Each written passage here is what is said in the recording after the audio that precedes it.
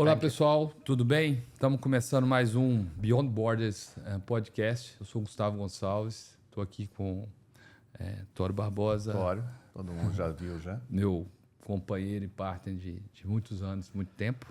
E estamos com um convidado especial aqui, Rodrigo Novelli. A gente acompanha a trajetória dele aqui desde quando eu cheguei em Dubai. A gente não teve a oportunidade ainda de se conhecer pessoalmente, mas vamos conhecer agora melhor, né, nesse bate-papo aí. Mas fala um pouquinho, Rodrigo, aí. Pois é, e a gente chegou junto em Dubai, pelo visto, né? Em junho de 2021. Pois é. Pô, pra mim foi uma... Eu nunca imaginei vir pra Dubai, pela verdade. Nunca tive... Dubai, pra mim, eu conhecia... E nem era Dubai, era Abu Dhabi por conta de Fórmula 1, esses países árabes megalomaníacos.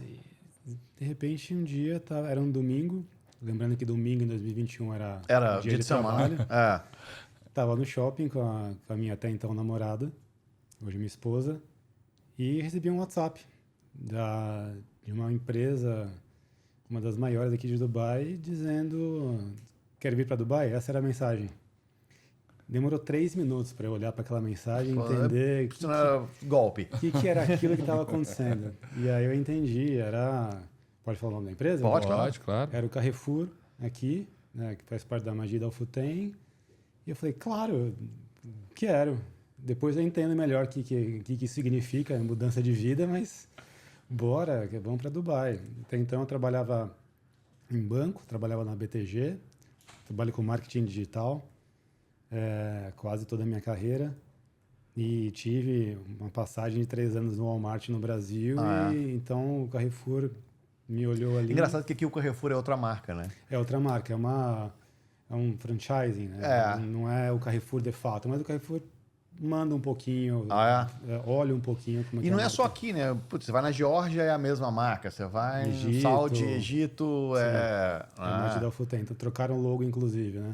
Sim, é o M da Majid Al Futtaim. O logo não é do Carrefour. Não é do Carrefour, por isso mesmo. É outro logo, né? Parece um elefante pra mim, assim. Parece um elefante, verdade. Não é? Acho que você é a segunda pessoa que... Toda vez que eu olho aquilo, eu lembro de um elefante, entendeu? Também acho que é um elefante, parece. Mas loucura. Cara, ali foi maio de 2021, eu cheguei aqui em Dubai em junho. No auge do calor. No auge do calor, também um choque térmico, tava 53 graus no dia que eu cheguei. Mas foi importante. Depois que eu disse o sim, que eu botei os pés no chão e falei, deixa eu entender melhor o que eu quis, qual foi a minha decisão aqui, em termos de país, de cultura, de mudança de vida, de temperatura, de poeira, de camelo, de areia. Sim. E eu vim para cá em junho para poder ter uma percepção. E era auge da pandemia, a cidade estava vazia. Eu fiquei num hotel do lado do Dubai Mall, então a minha sensação foi, que cidade tranquila, vazia. Não tem trânsito. Não tem trânsito, não tem metrô ninguém vazio, na rua. Shopping só para mim. Calor. E tomei uma decisão, é aqui que eu vou viver. Esse calor aqui, o ar-condicionado dá conta. Mas tranquilo. Quando eu fiz as malas e fiz a viagem da minha cachorra, que foi o que mais demorou. Ele é a mesma coisa. A cachorra foi quem mandou na viagem, né? A pedra. E quando finalmente eu voltei para cá, assim, peraí, tá bem diferente. Já estava bem mais agitado, alguns meses depois. Mas, cara, arrependimento zero. Muito pelo contrário. Aqui é um aprendizado de tudo que você possa imaginar. Rodrigo, a gente quando veio para cá, e aí a gente fala, claro, honestamente nisso, a gente teve uma sensação, a gente operava parecido no Brasil, a gente tinha clientes em outros países também, mas operava parecido no Brasil. E quando eu vim para cá, a sensação que eu tive é que aqui, na questão de marketing digital, eram 5 anos atrás do Brasil. Você também tem essa percepção, honestamente? Você acha que não? Tenho. Tenho e ainda coloco mais um tempero, falei ontem ou hoje sobre isso, o que tá uns 5 anos atrás, se não 10 anos atrás. 10 anos atrás. E essa mania de social media. Sim, é uma doença. Vou queimar minha língua um pouco agora, que eu também trabalho com social media. Mas hoje em dia, muita gente acha que sabe fazer digital porque sabe fazer um vídeo legal. Entendi. Mas não... O que a gente percebeu quando veio para cá, a gente estava super acostumado, assim, a gente para no Brasil muito competitivo, mercado muito competitivo para o mercado brasileiro, então você estava acostumado a todo dia, então assim, você tinha métrica muito clara, você tinha dashboard muito claro, você sabia o que era, você sabia ROI certinho, você tinha o que importa é cliente, não é clique, não é CTR, não é nada disso. E quando você vem para cá, o que assustou muita gente é que aqui ainda tinha essa questão de, puxa, olhar CTR, olhar clique, olhar esse tipo de coisa e não olhar a venda. Pois é. Existe difícil mensurar aonde veio a venda, onde veio a venda, porque a gente mensura no Brasil, sei lá, a gente até foi para o HubSpot muito por causa da mensuração do HubSpot, que é muito boa. Até hoje. E quando a gente veio para cá, a sensação que a gente ninguém media nada. Sim. Concordo totalmente. É um desafio para mim, na área que eu trabalho, isso é um desafio também, porque quando eu entro no Technicase, CTR, CPC, e vou fazer um dark post para um público específico, ou fazer uma campanha de Google super específica com as keywords, eu vou negativar uma keyword. Sim. Quando eu entro nesse tipo de papo, a galera não acompanha. Perde interesse, né? O pessoal perde interesse. Isso são os meus chefes, a minha equipe não permite que eu não entenda, porque senão troca, mas é um desafio enorme, porque no final das contas a pergunta vem, mas eu não estou vendo o anúncio. Isso não. Eu não estou vendo o post. Mas isso é uma discussão de 10 de 15 anos atrás no Brasil. Mas o que eles querem é ver o post. Quando eu trabalhava num real estate de super luxo, que o apartamento custa $100 milhões, e aí as pessoas da empresa falavam, mas eu não vejo o anúncio. Você não, você não é público. Você não é meu público. Você não é público. Não tem esse dinheiro para pagar o anúncio. Sinal que está funcionando a campanha. Então, né? É um elogio para mim, né? Isso não é uma crítica. Se você visse a campanha, é sinal que você nem deveria estar aqui. Né? Então, e o entendimento de marketing digital aqui está 5, 10 anos atrás, e com o tempero do social media que chega para dizer... eu faço um vídeo bacana, viralizei, tenho um monte de seguidor, mas isso não é marketing digital. Isso é geração de conteúdo. Sim. Então, isso é TV. Isso é TV. Isso é audiência. Não é digital, isso é audiência. Isso é geração de conteúdo e audiência, é reach, é alcance. Então, o que você faz com esse alcance com qualidade... Falta muito entendimento, por enquanto, até hoje. Agora, mesmo no Carrefour fazia isso, não? É uma curiosidade que eu tenho. O Carrefour a gente tinha uma sorte. Tinha operação online também, né? E estava na pandemia, né? Ali tem uma sorte da McKinsey, tá por trás, e obviamente muito, muito conhecimento, e mais do que isso, é impressionante a maneira como eles conseguem se relacionar com todas as áreas da empresa e passar o conhecimento. Que legal. Então, eles eram como fossem o que a McKinsey diz. É o real. Então, não vou me preocupar em CTR e CPC, porque a McKinsey está lá, e aí eu tinha um papo de igual para igual com eles. E o pessoal do e-commerce muito competente também. Talvez ali foi uma exceção, e foi a minha primeira empresa, estou na terceira empresa aqui em Dubai. Tive a sorte da primeira empresa, eu consegui ter um diálogo, mas depois é muito difícil. Você tem que mostrar resultados mostrando uma outra história, sendo high level pra caramba e trazendo o resultado final. E é um papo que eu tenho com a minha chefe hoje em dia. Ela fala, eu não entendo o que você faz, mas está com resultado, continua fazendo. Eu tenho um amigo que tá no Google aqui, e não vou falar o nome dele para não sacanagem com ele, mas ele fala que é o seguinte, cara, que em Dubai é o único lugar que ele já viu que o C-level é pior do que o nível médio. Então acontece o seguinte, você vai lá, poxa, você discute a campanha, você discute o número e tal, e aí tudo bem. Aí quando você chega no C-level, você fala, o cara fala, mas e o post? E o vídeo, sacou? Não é esse tipo, não é uma discussão. Você tem duas vendas. Né? E a venda para cima é pior do que é o contrário no Brasil. No Brasil você tem um nível de maturidade, ou Estados Unidos tem um nível de maturidade em que o C-level normalmente é um cara que entende pra caramba do que tá. Pois é. Não gostei do post, não gostei da cor, da fonte, não gostei da maneira como as pessoas procuram a gente. Eu não posso mudar como as pessoas procuram pela marca. Né? Eu só tenho que aproveitar e aparecer para eles. E real estate é muito competitivo também, né? Muito, é nervoso pra caramba. Totalmente diferente. Principal. De Dubai, principalmente. É muito dinheiro envolvido. É muito dinheiro em todas as áreas envolvidas. E é nervoso, é muito diferente do real estate no Brasil. É muito nervoso. Adrenalina pra caramba. Porque tem a questão de... primeiro que a lei daqui, você tem que vender... A construtora tem que vender X% para adquirir o financiamento, construir X% para pegar mais recurso. Para pegar mais recurso. E se tiver atraso, tem uma multa enorme. E depois tem o handover que tem que atingir tantos por cento. Enfim, é tanta regra. Do lado da construção em si, é super amarrado.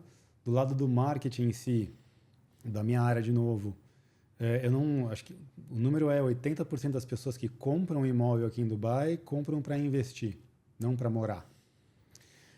Então, 80% dos imóveis estão concentrados em investidores e não moradores. Sim. Essas pessoas, elas não querem saber se o acabamento, se a quer rentabilidade. Quer saber se está no prazo.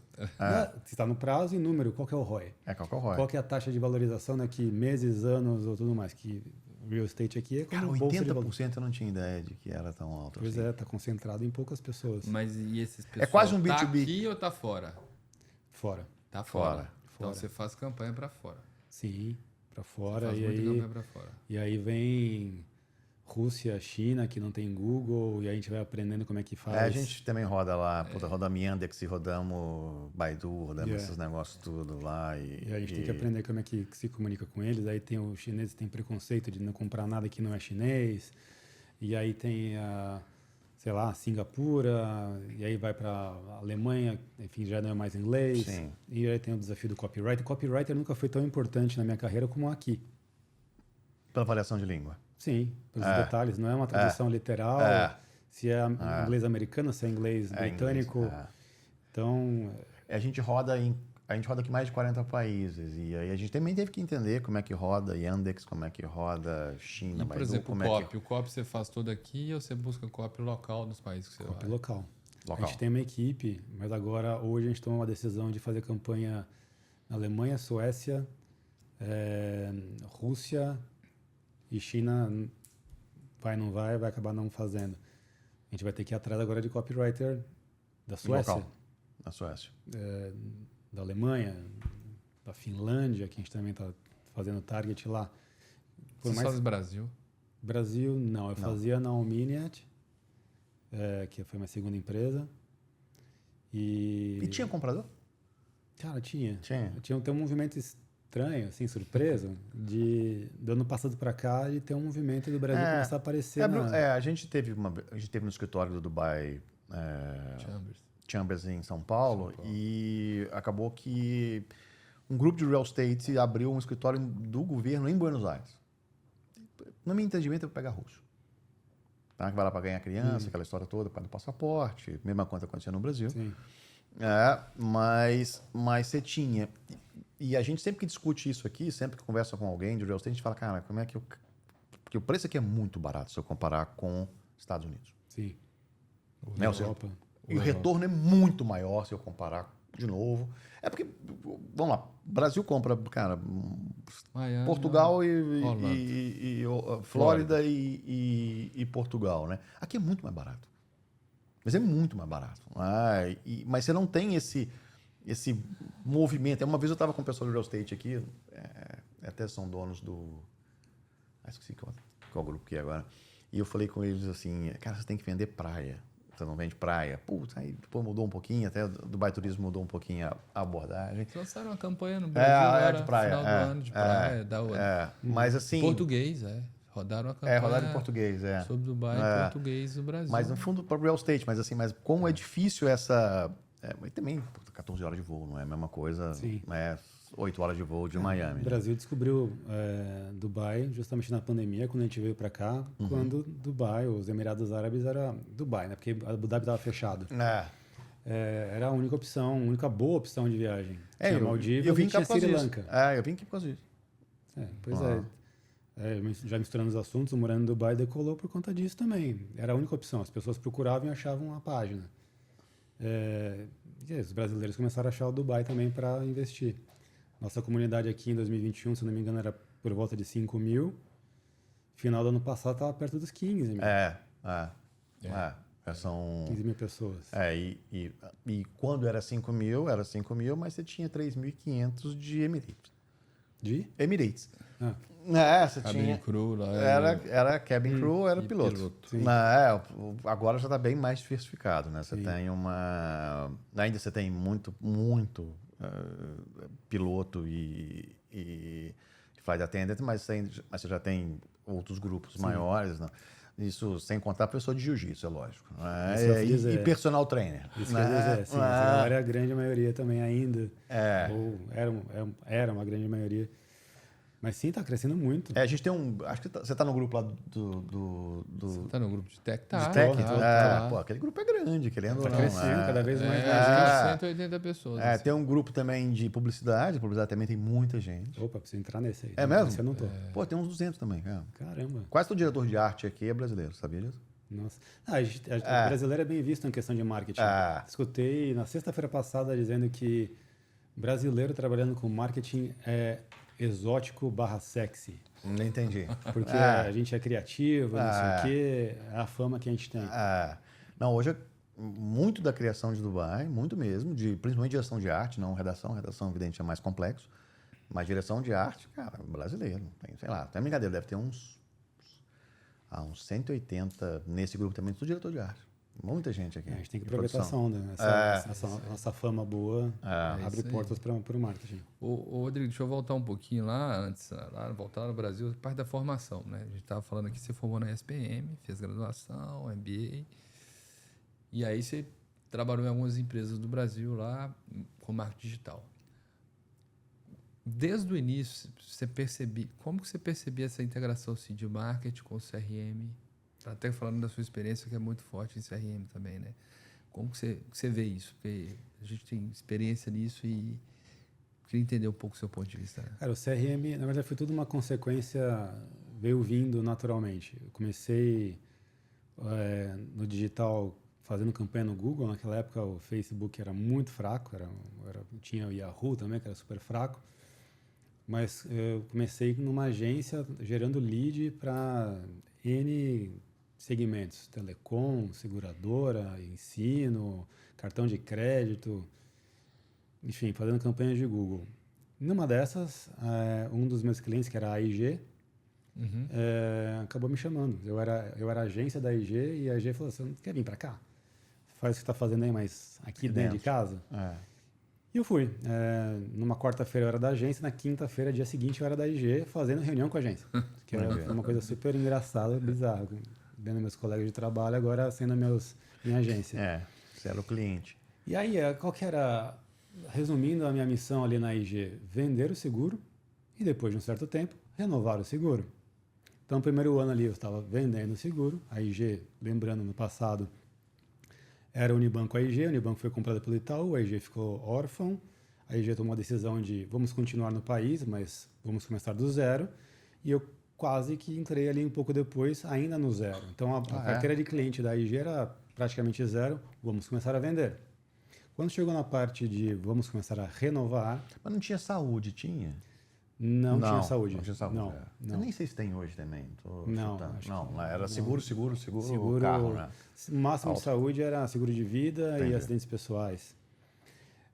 Então a gente comecei fazendo as campanhas de digital para vender e passou um tempo, um ano, seguro automóvel, por exemplo, agora é hora de renovar. Então aí veio naturalmente a necessidade de ter um CRM.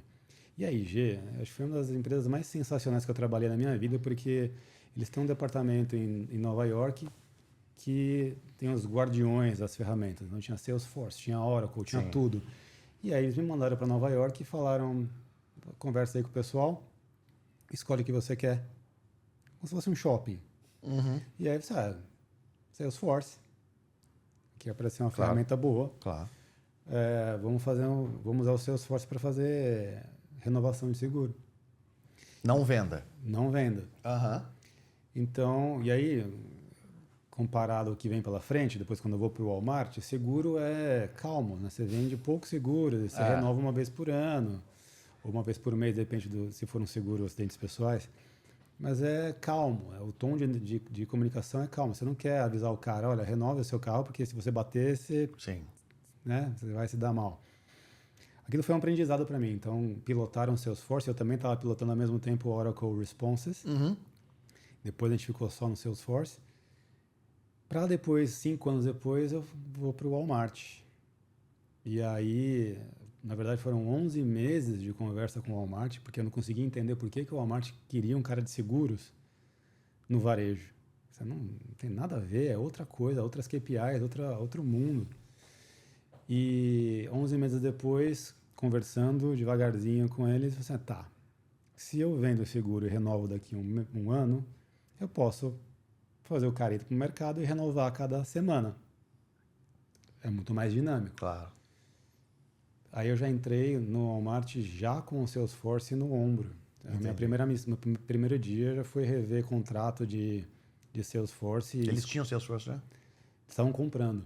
Eles não tinham, eles estavam comprando. É porque o varejo realmente usa Sugar, né? Eles usam outros... Não tinha nada. Na verdade, era...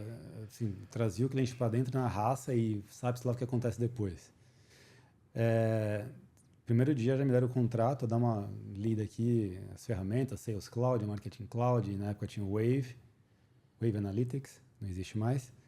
Eu acho que não existe mais. Também acho que não existe mais, não. E dá uma olhada aqui, ver o que precisa ser feito e bora desenvolver. E foi assim, foram 3, 4 meses desenvolvendo o Sales Cloud, captando informação, conectando com o Marketing Cloud, criando campanhas para o Marketing Cloud, fazer as pessoas voltarem para o Walmart para fazer uma outra coisa. Na verdade, é o Sam's Club, né, a marca do Walmart. E foi assim, daí quando eu vi, 4 meses depois, eu estava com o sistema funcionando e um marketing digital que a empresa nunca tinha visto antes na história. A minha chefe naquela época ela saiu e eu ganhei de presente a diretoria de marketing, depois de 3, 4 meses de empresa. E o desafio comercial pressionando, assim, olha, em março, geralmente a gente vende tanto, tá? E para vender tanto, a gente tem a campanha de sei lá o que, de cerveja, a campanha de chocolate, a campanha de não sei o quê. E a gente tem que fazer exatamente a mesma coisa esse ano. E a campanha no passado era rádio, era jornal, era outdoor, sei lá, e a gente vai fazer a mesma coisa, tá? E, pô, se a gente fizesse um digital, não, Rodrigo, não arrisca nada diferente. Vai fazer exatamente igual, porque qualquer dia sem vender, qualquer hora sem vender, a gente não consegue bater a meta. Pô, como é que eu vou fazer para esses caras mudarem essa mentalidade para digital? Eu fui trabalhando em paralelo, isso era março de 17. Fui trabalhando em paralelo numa campanha que eu fui lançar em setembro só. Mas aí foi assim, não tinha histórico. Então, aquele setembro eu poderia arriscar fazer uma coisa. Eu peguei o budget de marketing ali, coloquei 100% no digital.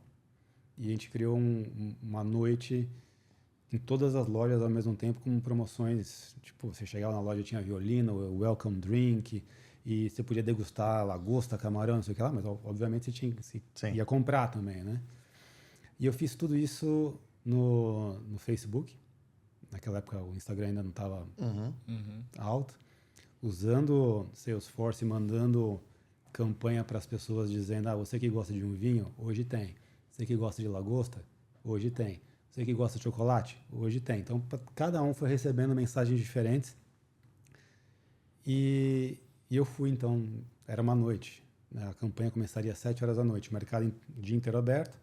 Fez o suspense e fechou às 6 horas da tarde, só para dar um suspense, para esticar o tapete vermelho, o violino e as comidas. Abriu às 7 horas da noite. Quando eu cheguei próximo das 7 horas da noite, não tinha vaga. Caramba. E eu tinha chamado uns amigos para ir para lá também, e eles falaram assim, a gente não consegue chegar, a gente está indo de Uber, e o Uber está dizendo que está rolando uma festa no Sam's Club. E tá, aí... 100% digital. 100% digital. E aí a porta abriu, a galera entrou, aquela coisa, né, a galera comprando, mas para mim era, sei lá, não tinha histórico, não tinha como avaliar. E foi. No dia seguinte, fui para o escritório, era uma quinta-feira, no dia seguinte, sexta-feira, fui para o escritório.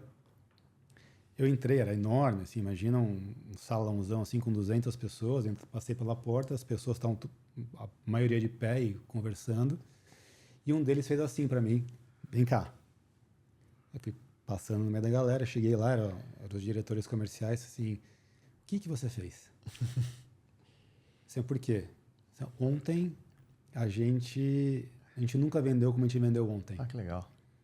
Mas isso é bom ou é ruim? Isso é muito bom, a gente nunca vendeu, nunca nem Black Friday, nem Black Friday, nada. A gente nunca fez, era setembro. Assim, cara, eu fiz digital e usei a nossa base para fazer CRM. Só, eu não sei o que você fez, mas não quero fazer. Então, toda aquela coisa de tipo, olha, não pode mudar, porque no passado a gente fez rádio, fez jornal, caiu por terra. Setembro, outubro, geralmente é o mês do aniversário do varejo. Eles falaram, faz a mesma coisa. Novembro, Black Friday, faz a mesma coisa. E em termos de número, Black Friday a gente vendeu tipo 45% mais do que qualquer outra Black Friday. E quando você veio pro varejo aqui, você conseguiu fazer? Mais ou menos. Mais ou menos. Mais ou menos. Eu consegui. Também teve esse desgaste com a equipe comercial de não pode fazer diferente, tem que fazer igual. Uhum. Mas aí foi março também de 22, foi uma campanha super específica de beleza. Uhum. E aí eu fui fazer o mesmo tipo de campanha, mas específico para o departamento pro segmento de beleza. Em português não tinha significado, mas em inglês me veio na cabeça usar o termo Unleash Your Beauty. Uhum. E aí o Instagram já num outro momento. Mas eu fiz a campanha segmentando as pessoas que compravam determinados itens de beleza, shampoo, creme de rosto, hidratante, que naquela semana teria. Só que aí, como eu usei o gancho do Unleash Your Beauty, eu comecei a convidar as pessoas a dizer como é que você faz para Unleash Your Beauty usando produtos que tem no Carrefour. E aí eu usei o Instagram. Aí choveu, foram milhares de pessoas marcando, ensinando como que ela hidratava o cabelo usando não sei o que do Carrefour. Como é que ela hidratava a pele usando não sei o que do Carrefour. E marcando o Carrefour. Aquilo foi, assim, viralizou de uma maneira inacreditável e aí aconteceu a mesma coisa. Era uma segunda-feira de manhã, fui pego de surpresa, não sabia de número de resultado. Tinha aumentado vendas em 33%. Uau. E aí o CEO me chamou para pegar o microfone no meio de todo mundo e contar o que eu tinha feito. Eu fiquei, como que eu vou contar? Não sendo techniquez, e como é que eu vou contar esse tipo de coisa? Eu fiquei nervoso pra caramba para explicar e todo mundo com o braço cruzado, assim. Ninguém conseguia entender. Porque é uma campanha silenciosa, ela aconteceu no digital e o Instagram bombou. Uma curiosidade que eu tenho, você tem... Bom, o Carrefour aqui em Dubai tem uma diferença muito grande em relação ao Brasil, porque se entrega na porta de casa. Então, literalmente, o cara só não entra dentro da casa se você não quiser. Se ele quiser, ele entra dentro da sua casa. Então, assim, você não vai lá embaixo no prédio buscar, não existe esse modelo. Esse modelo é de entrega dentro de casa. Eu, por exemplo, não vou no supermercado em hipótese alguma. Então, assim, se eu vou no supermercado aqui, é algo assim... Cara, eu vou no Spinneys lá da minha casa por alguma coisa, se eu estou andando na Marina, mas eu sair de casa para ir no supermercado é impossível, porque eu uso o aplicativo para pedir qualquer coisa. E ainda você tem, cara, a Num 15 minutos, e você tem ainda agora o Amazon 15 minutos. Como é que compete? É bem competitivo. Como é que você compete? E você tem um Carrefour também, eu lembro que algumas coisas você compra no Carrefour, né? Então, assim, você tem o online, você tem o e-commerce nesse modelo também. Ou seja, como é que você compete com esses... Com a entrega, com o aplicativo de entrega, com a Amazon ou com a Num entregando em 15 minutos? Talabat, né? Talabat, as próprias lojas Carinha, também. Às vezes tem pessoa da loja, não precisa do aplicativo, a própria loja tem o seu delivery que também é impecável. Então É muito competitivo. E é difícil mensurar, porque aqui em Dubai a gente não tem Nielsen, por exemplo, não tem pesquisas de mercado que dizem... Participação de mercado. Então a gente tinha... Uma agência rodava para a gente as pesquisas, mas com um gap enorme, um buraco negro enorme dos players menorzinhos e das próprias lojas que faziam na raça, que a gente não conseguia enxergar. A gente tinha informação que o Carrefour aqui tinha 73% de share, que é uma coisa absurda, mas com um grande viés e as lojinhas pequenas que a gente não está conseguindo enxergar. Cara, eu achei que o Lulu era grande também, não é? Não. Porque agora o Carrefour começou a cair bastante, não sei porquê. enfim. Eu tinha impressão por causa do indiano, ele preferiu o Lulu, tinha 50% da população indiana, tinha essa percepção de que... Também de que tinha essa percepção. Às vezes tem um viés que a gente não está enxergando, mas essa era a informação oficial que a gente tinha dentro do Carrefour, 73% de share. Uau. E o Carrefour não é barato, o Lulu é mais barato. o Lulu é mais barato. Outras day-to-day é muito mais barato. Mas, enfim, é difícil de mensurar. E a competição é enorme. Sim, tinha essa febre quando eu cheguei, a febre dos 15 minutos, dos 60 minutos. 60 minutos. E aí não conseguia fazer a campanha, mas aí não conseguia entregar em 15 minutos. Então a experiência do cliente caía. Mas, assim, esquecendo onde eu trabalhei, eu moro no condomínio que existe o shoppingzinho. Tem um Carrefour lá dentro, tem um Carrefour lá dentro. Se eu dirigir do Carrefour para minha casa, rápido, eu vou demorar uns 12 minutos. Mas a pizzaria que fica lá dentro, não sei como, entrega em 5. Do Carrefour. Fica no mesmo lugar que o Carrefour. Tá do lado Tá no pavilhão E lá. aí, cara, o que esses caras fazem? Com certeza ele não veio atropelando as lombadas, né? Eu acho que os caras deixam já o produto na moto e aí ele só recebe só pizza de marguerita e Coca-Cola, que você tem aí várias no seu bagageiro, entrega, tiver mais rápido. Então, eles dão um jeito. Eu tenho um conhecido, eu recebi ele aqui em casa, ele era VP da Amazon no Brasil. E aí ele veio aqui de férias, mas ele aproveitou e visitou. E aí ele me contou que aqui em Dubai existe, cara, como uma dark kitchen. Mas existiam as dark supermercado. Sim. Tem no Brasil também. Tem, né? Tem. Tá. Não sabia. Tem Que fica pertinho, que, cara, precisou de um negócio rápido, eles vão lá e usam a dark.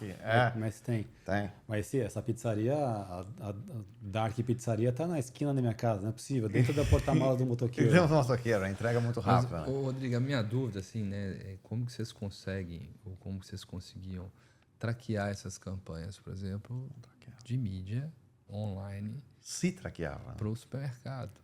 É uma coisa assim, chega, vendeu mais, tá bom. Eu fiz um monte de coisa, mas o que eu fiz para o resultado? Você chegou nesse nível de... Isso é uma coisa que dá até preguiça, mas tem. Com as UTMs todas e com os códigos, com os pixels de Google e Meta, a gente tem como traquear. Se eu jogo, por exemplo, voltando na campanha de Unleash Your Beauty do Carrefour, onde os reposts e stories estavam bombando, surgiu a necessidade ali de criar uma URL com uma UTM específica para dizer que a campanha é social media, /Instagram, /repost, /seguidores. E aí, o que vinha de venda dali era possível traquear. Estou falando isso tecnicamente. Isso, mas a venda no e-commerce, por exemplo, né? Mas lá na loja, você não consegue. A única maneira, eu usava isso muito no Brasil, o Google tem uma opção de site visits. Sim. Aí era o jeito. Entendi. E aí, como a gente tinha o membership, que pegava o CPF, que tinha o e-mail, então eu conseguia ver que determinada pessoa viu o anúncio, demorou 7 dias ou 3 dias, visitou a loja e converteu. A gente demorou, só com o Brasil, a gente demorou a entender isso aqui, mas aqui em Dubai você faz campanha da Meta por rua, por quadra, né? Ou seja, o IP é preciso. Então, assim, quando a gente veio para cá, a gente demorou um tempo para entender, porque a gente não entendia honestamente como a verba de Meta aqui sempre foi maior do que Google. Para qualquer cliente que a gente entrava, a gente lia e falava, cara... Não era, no Brasil era o oposto, né? Então a gente chegava, olhava e falava, cara... Mas depois que a gente foi entender, depois de um tempo, é que eu posso aqui especificar, a gente tem clientes aqui que eu faço... Dubai, nesse ponto, parece um pouco com Brasília, então, assim, aqui não tem CEP, né? Mas o seu CEP é a sua renda. Então é muito mais fácil de você marcar onde você quer, segmentar igual que você quer. Né? Mas, de novo, o budget de Meta é maior do que o Google, verdade. Só que hoje, onde eu estou desmistificando isso. Quer dizer, a verba continua sendo. Só que aí eu começo a mostrar que as vendas, ou as leads qualificadas, estão vindo do Google. Não é indiscutível. Ou de orgânico, ou de outra maneira, não necessariamente daquilo. Curiosidade... você rodou muito TikTok aqui? Não. por enquanto, por onde eu trabalhei, o TikTok não é aplicável. Entendi. Mercado de hiper luxo, a mensagem ela é muito direta. A pessoa não está ali preocupada em... E é investidor, né? Outro investidor, tipo. ele quer saber de número. Ele não está no TikTok. Ele está com pressa. Tem que ser... O Google funciona muito de novo. O Meta vai funcionar... Para geração de lead. Sim, mas às vezes uma lead não qualificada. Então, isso que eu ia falar, uma geração de lead não qualificada. Porque o cara que está com pressa, ele sabe o que está procurando. Vai procurar Google. Vai diretamente. Se eu entregar para ele a keyword certa, um CTR com um anúncio certo, pronto, consegui. Quality score perfeito. No Meta, por acidente, ele vai ver o meu anúncio, por mais que eu segmente, que ele possa ser um público-alvo, mas por acidente ele vai ver ali, pô, bacana, acho que faz sentido, deixa eu ver, vai gerar uma lead, mas a conversão mais baixa. Outra coisa que a gente tinha muito no Brasil, lógico que não é um segmento tão... Ele é agressivo, mas o tempo de compra é mais longo. Né? A gente sempre teve um investimento muito grande de orgânico. Muito grande de orgânico, cara, muito menos em mídia. Assim, o nosso trabalho, inicialmente, qualquer cliente eu chegava, aquela verba que eu tomava do digital, especificamente de Google naquele momento, eu falava, cara, me dá metade dessa verba que eu faço a mesma quantidade com um custo muito menor. Em orgânico? Em orgânico. Isso no Brasil é muito maduro, assim como nos Estados Unidos. É lógico, por exemplo, estamos em ciclos de compra mais longos, em que a decisão de compra demora mais de 3, 4 meses, então você tem tempo para amadurecer o cara neste orgânico até ele fazer a compra. E quando eu vim para cá, cara, tipo, era zero.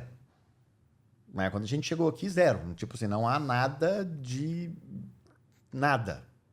Nada de nada. Né? Sendo muito, muito sincero. Isso aplica no teu caso também, não? Né? Compra-se muita mídia. O mercado é muito viciado em mídia. Tanto offline quanto online. E meu DNA também é comprar mídia. Eu sou agressivo pra caramba. Assim, eu acredito no SEO e o SEO hoje ele me ajuda bastante, não posso negar. Eu tive uma reunião com a agência hoje e eu falei, pô, é a primeira vez que eu vejo um SEO forte que traz resultado pra gente. Que bom. Mas eu sou... Comprador de mídia. Eu sou comprador de mídia. Eu gosto de ver a palavra que a pessoa procura e como que encaixa isso no anúncio e tudo mais. Eu sou da época do Quality Score. Essa palavra, esse termo não existe mais. Mas acho que é um aprendizado que aplica em qualquer outra mídia, inclusive offline. Se você está bem posicionado, com o seu anúncio bem posicionado, o seu produto não é uma mentira depois do seu anúncio, vai ter uma conversão alta. Inevitável. E era isso que o Google pregava no começo. A sua campanha tem que ter Quality Score, que é a busca relevante ao anúncio, relevante ao produto. Isso vai te dar uma nota e isso vai te favorecer no posicionamento. Cara, isso é... Lei. Eu sou viciado nisso. Eu sou muito agressivo em comprar mídia. Por onde eu passei, muito agressivo. E aqui ainda não tem a questão de marca ainda, né? Então você pode não... Aqui eu tive um aprendizado. Logo quando eu cheguei, eu estranhei muito. Eu vi aquele suco Baracate. Sim. Se você vê, e tal, o caminhãozinho anda para lá e para cá o tempo inteiro. Se você vê, o que está escrito naquele caminhão é Baracate. Só. E acesse o site e um monte de fruta pendurada. Aí você olha para aquilo e fala, o que é isso? Isso é uma quitanda? Isso é... O que é isso? O suco é uma das opções. Eles vendem suco. E aí, conversando uma vez com o pessoal do Cafu, eles me perguntaram assim, o que você acha da comunicação aqui de uma maneira geral? Eu dei o exemplo do Baracate. Eu falei assim, olha, eu cheguei aqui no bar, não tinha a menor ideia que era Baracate e continuo sem saber o que é Baracate. Eu sei porque eu vi na loja depois o suco. Mas comunicação zero. Diferente do Cafu, que está escrito ali, gasolina, delivery e tal. Eles partem, de um modo geral, o marketing aqui, eles partem do princípio que minha marca ela é conhecida e ponto final. Você é obrigado a saber quem eu sou. O Quality Score vai para o lixo. Entendi. Esses são vários exemplos. A gente pode andar na rua e começar a ver vários exemplos. Tá a marca ali. Se você não entendeu, o problema é seu. Então, e aqui tem um outdoor pequenininho, né? Então, Shakes Ahead, né? Então você... Tem A empresa onde eu trabalhei, inclusive, vou citar o nome, também aí. A Beyond tem, que é uma submarca da Omnias, Sim. colocou na estação de metrô Beyond, que é... né, Name rates, né? assim, em português, traduzindo é além, né? Sua próxima estação, Beyond. E é uma construtora. Então, se eu não sei que é uma construtora, que mensagem que eu vou entender disso? Que a próxima estação é ali. Obrigado. Não sou obrigado a entender o que é a Beyond, certo? Então, muita comunicação aqui não explica. Parte do princípio que se vira. Eu estou aqui, se você não entendeu, não é problema meu. Caramba, eu nunca tinha percebido isso, mas você tem razão. Nunca tinha parado para prestar atenção nisso, mas você tem 100% de razão. Você olha e fala, cara, demora 5, 6 meses para entender o que é aquilo. Várias. Nas estações, por exemplo. As estações, por exemplo, né? Soba Health. Cara, Soba Health. Soba é a construtora, né? É a construtora. Se você não explica ali, é que eu falo, hoje em dia na empresa, precisa de ter um storytelling. Você precisa dizer quem é você. Por isso que o copyright é tão importante de novo. Você volta, né? O copyright é importante para o resultado final da campanha, mas ele também a gente fala muito de storyboard. E o copywriter está lá de novo. Então a campanha ela precisa passar por esses pontos, explicando que se você comprar, se você fizer, se você sentir falta de tal coisa, essa aqui é a solução. E a imagem, o sentimento e o feeling que a pessoa vai ter quando encontrar a sua marca. E aí finalmente ela vai querer comprar a sua marca. Então tem... Sabe, é uma mistura de storyboard, que são as imagenzinhas, e um copywriter embaixo dizendo, contando a história em cima desse storyboard. Porque se você simplesmente bota a sua marca lá, de novo, ninguém vai te entender. Agora uma curiosidade, 80% do outdoor na rua, 90% é real estate. E é muito gritante isso aqui, né? Ou seja, você anda... É real estate, é tudo real estate, tudo real estate. Como diferenciar, né, num mercado tão...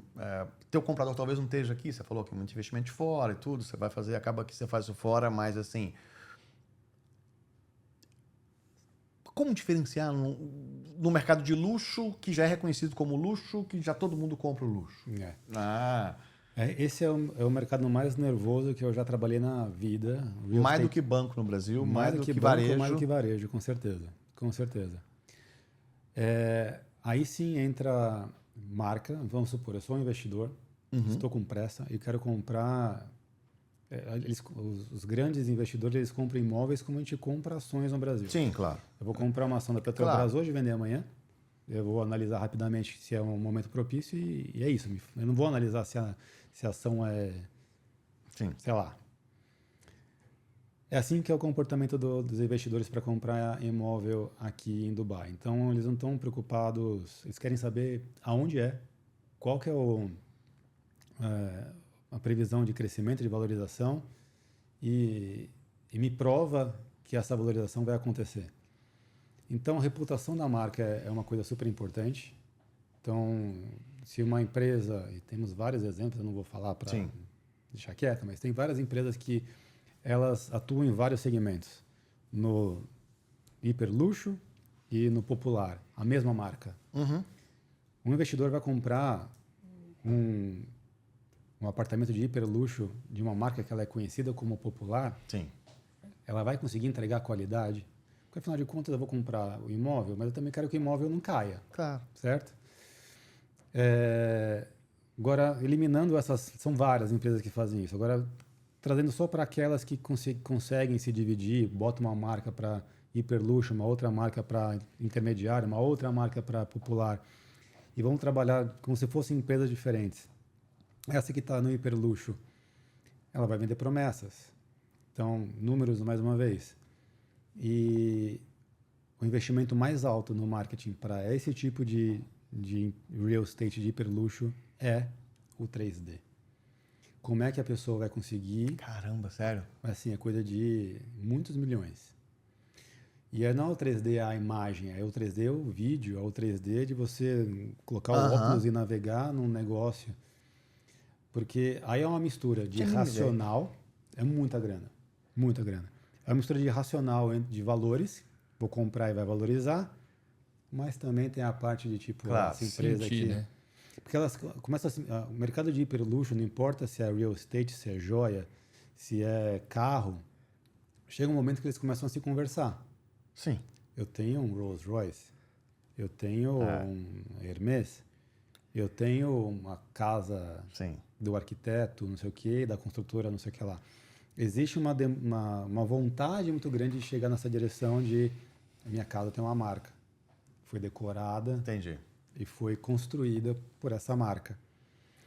É aí que começa, então, a competição de diferenciação no mercado de hiperluxo. No mercado mais tradicional e popular, eu Sim. não conheço. Ainda não entrei no mercado popular aqui em Dubai. Mas no hiperluxo, sim, né? Hiperluxo, sim. Então, a maneira de você se diferenciar, provando números, que o ROI daquele imóvel vai ser assim, e o outro é encantando, e aí o 3D vai longe. Caramba. Você vê que o mercado de hiperluxo de real estate não está tanto no billboard, Sim. Não tem nem sentido. está no digital, e está nos sites super, Tá muito super bem segmentado. feito. super Super. pesados e vídeos. Então, no social media com vídeos que você não sabe se aquele vídeo é real ou se é um 3D de tão perfeito que é o 3D, e é um 3D. Então, é isso. Falando de mercado de hiperluxo, eles tentam chegar num patamar de Hermès, de Rolls Royce. E Mas algo o super funil, é exclusivo. uma curiosidade de novo, né? Ou seja, falando de funil de vendas, vamos voltar ao básico, né? Que às vezes cara, a função do marketing é gerar, no teu caso, no mercado, gerar lead qualificado. Sim, Tão simples quanto isso. sempre. Qualquer mercado. Qualquer mercado. Os meios mesmo são nesse. diferentes. Os meios são diferentes, mas a gente quer lead, a gente quer vender. A gente não está lá para... Sim. Então, gerar lead qualificado para que o cara faça essa demonstração no 3D, por exemplo. Esse seria, sei lá, a segunda etapa, a terceira etapa no pipeline. Isso. Pensando de novo em real estate, então a gente tem uma lead qualificada, uma oportunidade de venda, Sim. uma visita ou uma reunião, uma proposta, uma proposta, enfim, o valor pode ser 2 milhões, mas eu quero oferecer 1,5 milhão, uma proposta. Uma reserva e aí contrato. Então, isso aqui, estamos falando de Essa pipeline aí, o que? 4 6 meses, 4 meses. 6 meses de coisas acontecendo. Mas a gente tem que achar maneiras de, então de lead para lead qualificada eu consigo fazer isso em 2 dias no máximo, se a pessoa não atender o telefone ou no mesmo dia. Lead qualificada para uma oportunidade de vendas, máximo mais uma semana. Uma oportunidade para uma visita, mais uma semana. Visita para ficar negociando, vai negociar várias vezes para cima e para baixo vários E valores. entra retarget no meio, remarketing no meio. Com certeza. Bem, mesmo? Funciona para isso também? Funciona, qualquer mercado. A pessoa que está querendo comprar, vai comprar. Mas ele, como outros mercados, ele consulta 3 ao mesmo tempo, 2 ao mesmo tempo? Sim. A gente não tem visibilidade, mas com certeza. Com certeza, ele está vendo opções. A pessoa não vai cega comprar né? só. Ele vai pegar opções. Mesmo sendo, sei lá, pô, eu li uma matéria uma vez, pô, chinês compra o prédio inteiro aqui. Então, assim, eu compro o andar inteiro. Se ele estiver convencido que aquilo ali é o melhor ROI possível, então eu vou comprar ações de novo. Vou comprar 100 ações, 100 mil ações ou todas as ações da Petrobras. Vou comprar todos os andares desse prédio se eu estou convencido que ali é o melhor lugar. Entendi. E, Rodrigo, nesse mercado aí, no seu atual, os vendedores, os corretores usam o CRM? Porque eu acho que a maior dificuldade que a gente acompanha é sempre o vendedor usar o sistema. Usa CRM, é um CRM bastante diferente do que eu já tinha feito antes em varejo. Muito por conta dessa experiência. Então, de novo, no mercado de luxo. Um cara que gerou uma lead, e quando ele vira uma qualificada, e quando ele vira uma oportunidade de venda, ele tem que ser tratado, tipo, Sim. sabe, da melhor maneira possível. Então, esse CRM, ele não é só a comunicação da empresa com o possível comprador, mas dentro da empresa é uma equipe enorme. Só tem o Gustavo. Ele está interessado em comprar uma mansão. E ele tem uma família, tem 2 filhos, tem cachorro, gosta de viajar, tem um barco. Então, quanto mais informação eu tiver, porque na hora que esse funil vai se aproximando, você chega numa visita, numa reunião, ô Gustavo, e aí, tudo bem? Como estão seus filhos? Você viu? Tava chovendo ontem, não deu para passear de barco, né? Então, Entendi. entendeu? Eu vi uma vez eu fiz meu time assistir esse episódio, especificamente esse episódio do urso. Você já viu aquela série, O Urso? Não. E é um cara que vai montar o cara que foi basicamente o cara foi depois você vê um episódio especificamente, mas esse cara era o chefe, cara de um restaurante de 3 estrelas, e o irmão morre e ele vem assumir o restaurante do irmão em Chicago, que vendia sanduíche. Tá?